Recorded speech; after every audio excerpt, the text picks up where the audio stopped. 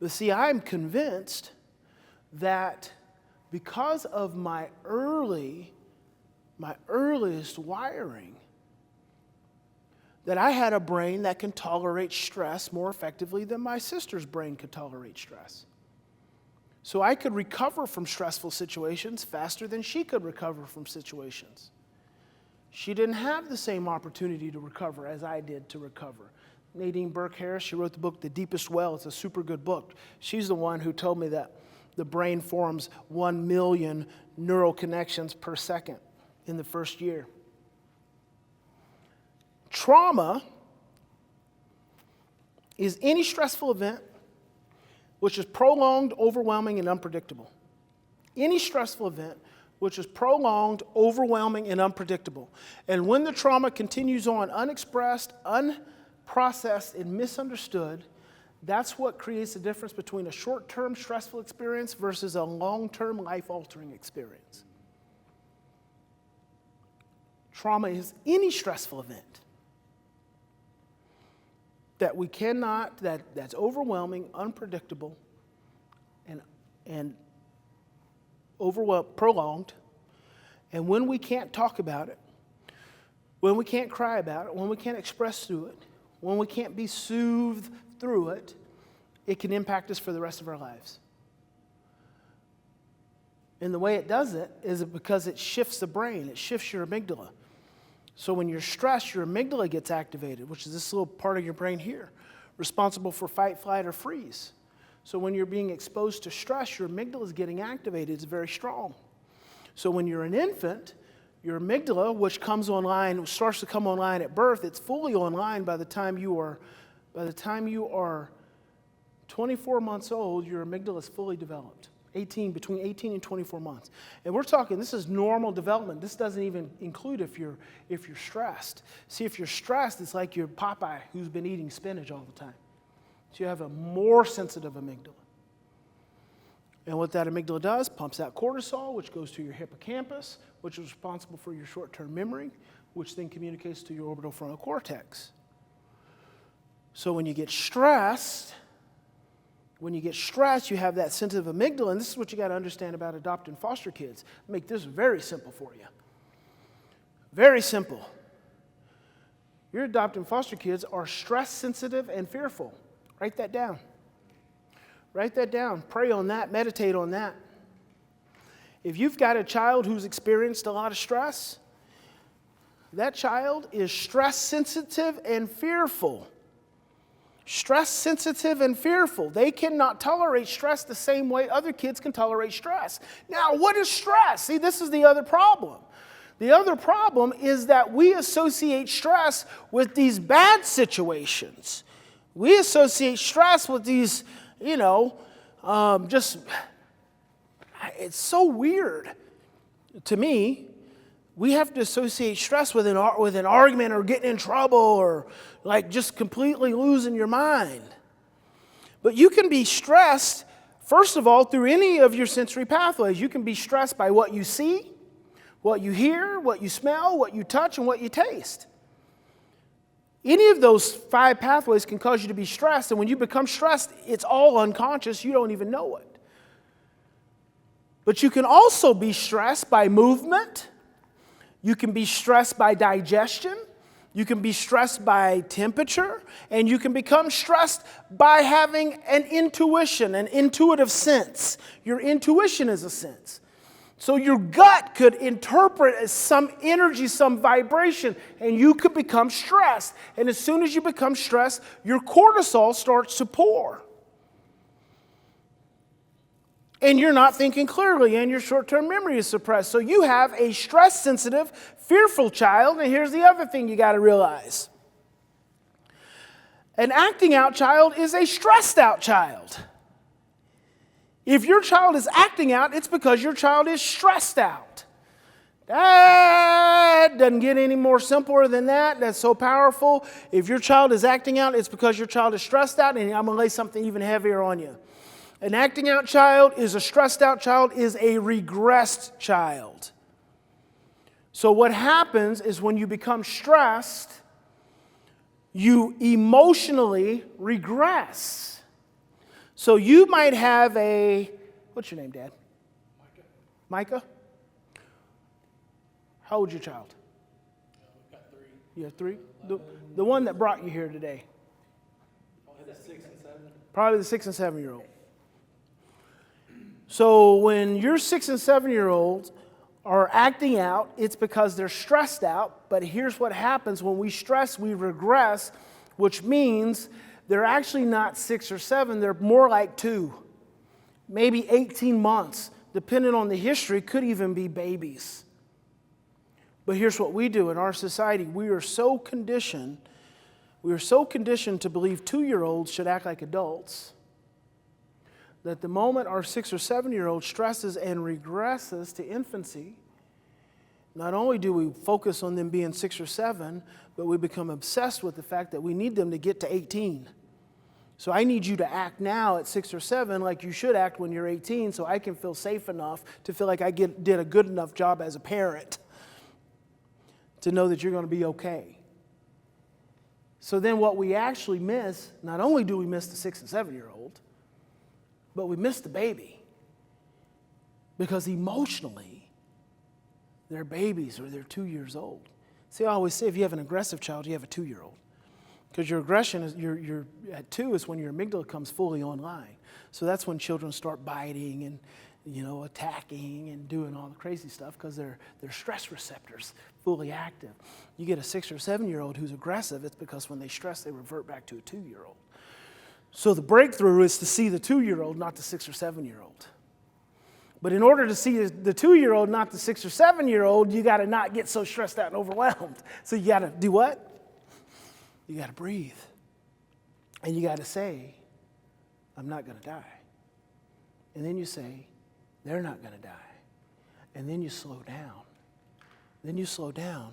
And now you're getting your power back. Then you take a step back and you say, okay, now I can figure this out. Let me figure this out. See, then you're not threatened. Then you're not stressed, you're not threatened, you're not overwhelmed. Because guess what happens when you get stressed? You regress too. You regress too.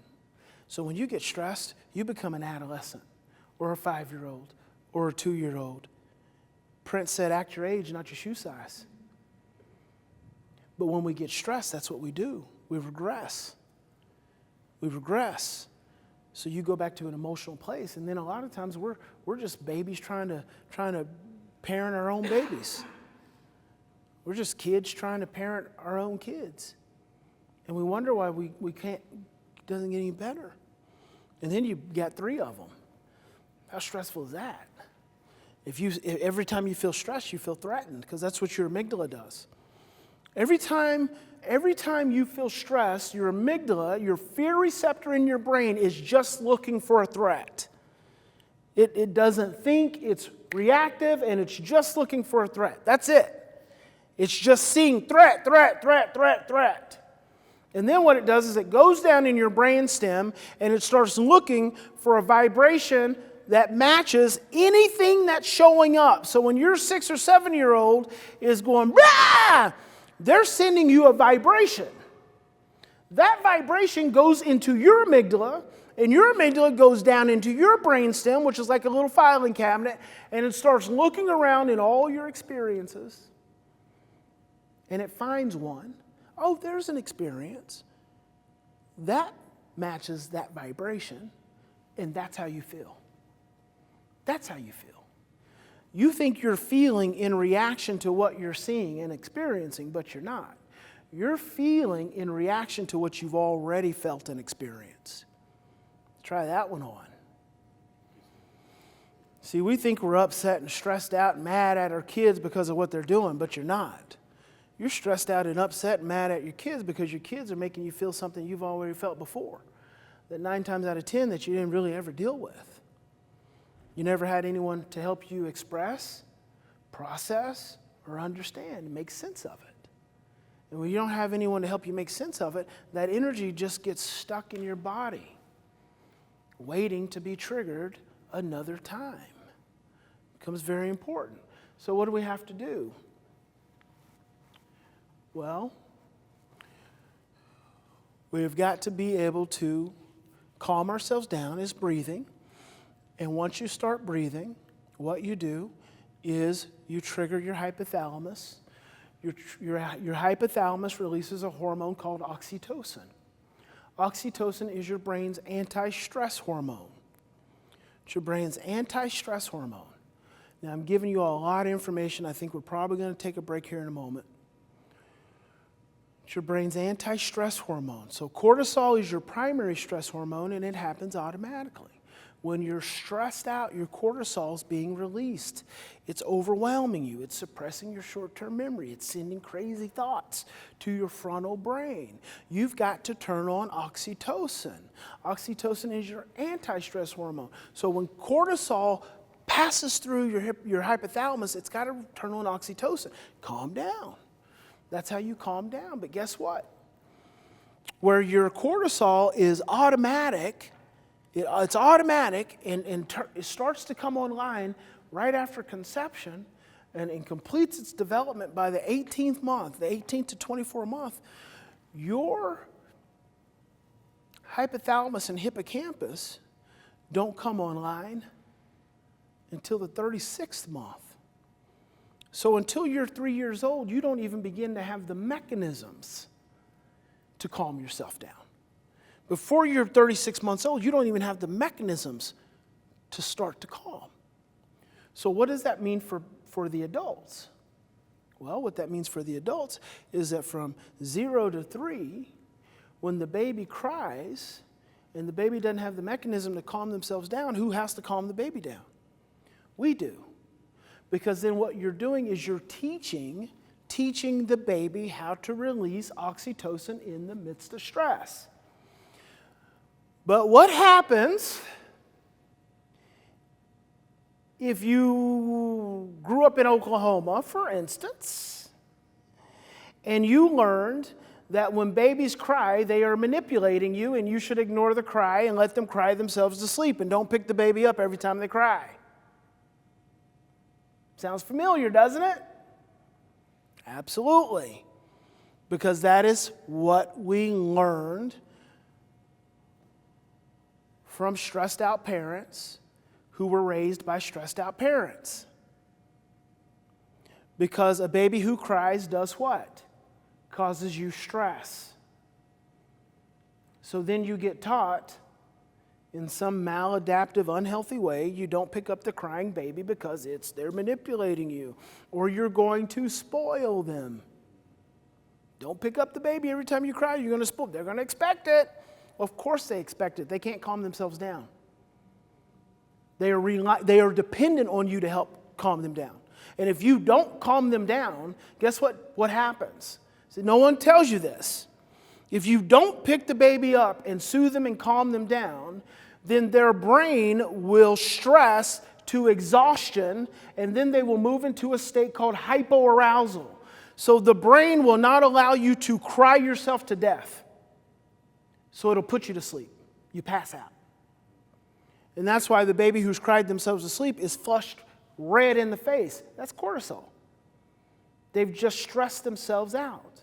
They've been like the teenager who crosses their arms and pushes against their friend until their friend passes out.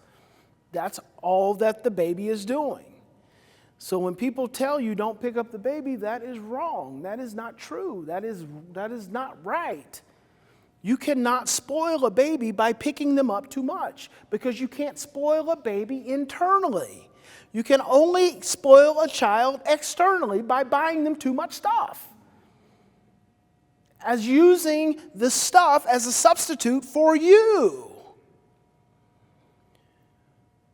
So you have to nurture the baby and calm the baby in order to help them to develop the oxytocin, because every time you pick the baby up, every time you go, shh, shh, shh, it's okay, it's okay, it's okay, it's not that you're soothing the baby, it's that you're turning on their oxytocin response.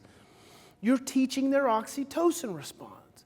So that brings us fast forward to today, when you have adopted children, foster children, or biological children who've come from stressful circumstances, any of us, this is all human behavior, This day is just wrapped in adoption and foster care because that's my passion and my purpose. But this is human behavior. It's no different. In fact, the other day I had someone on LinkedIn said, "Why, I specialize in human behavior, and I see that you're a child behavior expert. I'd love to know, how you do what you do, and how I could learn what you do." And I'm like, dude, human behavior, child behavior, it's all the same. It ain't no different. Because when we stress, we regress. When we stress, we regress. And as long as you stress, regardless of what the circumstances are, as long as you stress and regress, that emotional place is where you're going to send a vibration to your child or to anybody else. That's very simple. Not easy, very simple. So the significance is learning how to recognize the stress and the regression and take some deep breaths, turn on oxytocin so we can teach our children oxytocin. Because when you pick up the child and soothe the child, you're training the child's brain to have oxytocin. And then from 3 to 4 to 5, guess what? They're the kid that goes to school and falls and scrapes their knee and gets up and brushes it off and goes back to their assignment. But when you're an adopted child, when your first experiences in life were traumatic and stressful, guess what's overdeveloped? Your amygdala. Your fear receptor in your brain gets overdeveloped because it's constantly exposed to stress. So they did a research study, and they took soldiers. They took a group of soldiers that went to Vietnam or went to war and came back with post-traumatic stress disorder. And they took another group of soldiers that went to war and came back and didn't have post-traumatic stress disorder. And guess what the difference was between their brains? The soldiers who went to war and came back and had PTSD versus the ones who went to war and came back and didn't have PTSD, these soldiers had smaller hippocampi. So their hippocampus was smaller going into war. So when you've experienced a great outpouring of your amygdala, of your cortisol, not only does it get stronger, but it beats down on your hippocampus. So dendrites in your hippocampus shrink and shrivel. So now you can't think clearly, now you can't remember effectively, and you get stressed, you have problems in social relationships. Is this all sounding familiar? Social, emotional. Because the hippocampus gets damaged. The hypothalamus gets knocked offline. You can't soothe yourself.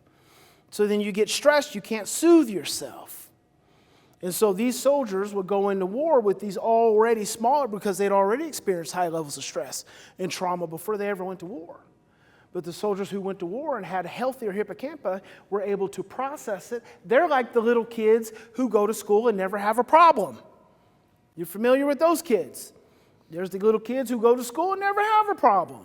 And then there's the kids, our kids, who go to school and they always have a problem. Every stinking day it's a problem. And one problem mounts onto the next problem, mounts onto the next problem, until finally it's Friday and it starts all over on Monday. Why? Because they cannot handle stress the same way. And a couple of things. One is it takes the brain 36 hours to clear high levels of stress. It takes the brain 36 hours to clear high levels of stress. So when you're a child and you're stressed out, you have a bad day at school or you have a bad day at home, it takes 36 hours before that cortisol clears the body. So how likely is it that if you have a child who is stress sensitive and fearful and easily overwhelmed and is already getting in trouble, so now you have conditioning, how likely is it that child's going to have a problem on a Monday, and then before Wednesday, that they're not going to have another stressful situation? It's highly unlikely. Because they're going to have another stressful situation if it's not at school, which is an overwhelming environment. It's going to be at home. It's going to be at home. So that's why I say children don't grow better, they grow older. Because there's no interruption of the stress. Because what's got to happen? What's got to happen is we've got to be able to calm the outpourings of the amygdala, turn on enough oxytocin so that we can give the brain prolonged experiences of regulation. Regulation is stress within your window of tolerance. Stress within your window of tolerance. I told you we're going to take a break, but not yet. These are my two favorite terms, two of my favorite terms, regulation and dysregulation. Regulation is the experience of stress within your window of tolerance. So you get stressed because stress is normal, stress is a part of life. We have to be able to repair it, but you have stress getting here today, maybe getting up this morning, you had some stress. Pastor James there in Dallas yesterday trying to get his flight back to Denver so then they could fly back to here. Missed his flight, or flight got canceled, couldn't get a rental car, went all over trying to get a rental car so he can get to Oklahoma City. You think he was a little stressed? Yeah, just a little bit. Just a little bit. Because then mom is like, where are you? What do you mean I got to fly by myself? Now I got to drive to the airport by myself. Come on, get your life together, grow up. We're all stressed. We all think we're going to die. Because that's what your brain does. And then you find, I'll rent a car. You go to rent a car. Nope, sorry, no problem. I got faith. I'll go over to this other rental car. Sorry, no, oh my God, what am I going to do? We always say, let go and let God until you are stressed. When you're regulated, you're operating within your window of tolerance, and this is ultimately where you want to be. You want to be able to get stressed. You want to be able to pull it back in. That's your window of tolerance. That's what we want for our kids. You get stressed, you pull it back in, everything works out. But when you get stressed and you exceed your window of tolerance, that's called affect dysregulation. That's the experience of being stressed out. That's where you're no longer thinking clearly. That's where you cannot remember. And here's one of my absolute favorite scientific findings. It is believed that affect dysregulation, being stressed out, is a fundamental mechanism involved in all psychiatric disorders. I love that. It is believed that being stressed out is the fundamental cause of all psychiatric disorders. Now, when I hear that, I immediately go to, because Bruce Lipton, who's a cellular biologist, says that 98% of disease and disorder is related to stress in the autonomic nervous system. So now we're talking about physical stress. Stephen Covey, who wrote 7 Habits of Highly Effective People, said, upset feelings never die. They are buried alive and come back as something uglier. In 1998, the Atlanta Center for the Study of Disease Control said that 80% of disease and disorder is related to stress. He was starting to put make some connections. Here's the reality. If you're stressed out, it's the fundamental cause for psychiatric, psychological, cognitive, physical. It's at the root of all of it. Being stressed out is at the root of all of it. That's at the root of all of it. And if it's at the root of all of it, and I read this little scientific finding in a book called Affect Regulation and the Origin of the Self by Alan Shore. Is that thick. And he wrote 3 of those volumes, that thick. I found that little scientific finding in the introduction. In the introduction. Being stressed out is the fundamental cause of all problems. And if that is the case, then what do we have to do? Where do we have to start? Where do we have to focus? Lowering stress. Lowering stress. Lowering stress. Well, how do you start lowering stress? What have you learned today, grasshoppers? Breathe. Breathe. But the moment you become stressed, you start holding your breath. So you've got to recondition that. You got to repattern that. You got to get yourself reprogrammed. In the handouts, there's some key terms. These are key terms I love. We could go into depth of so many of these things. We're going to talk about this when we come back.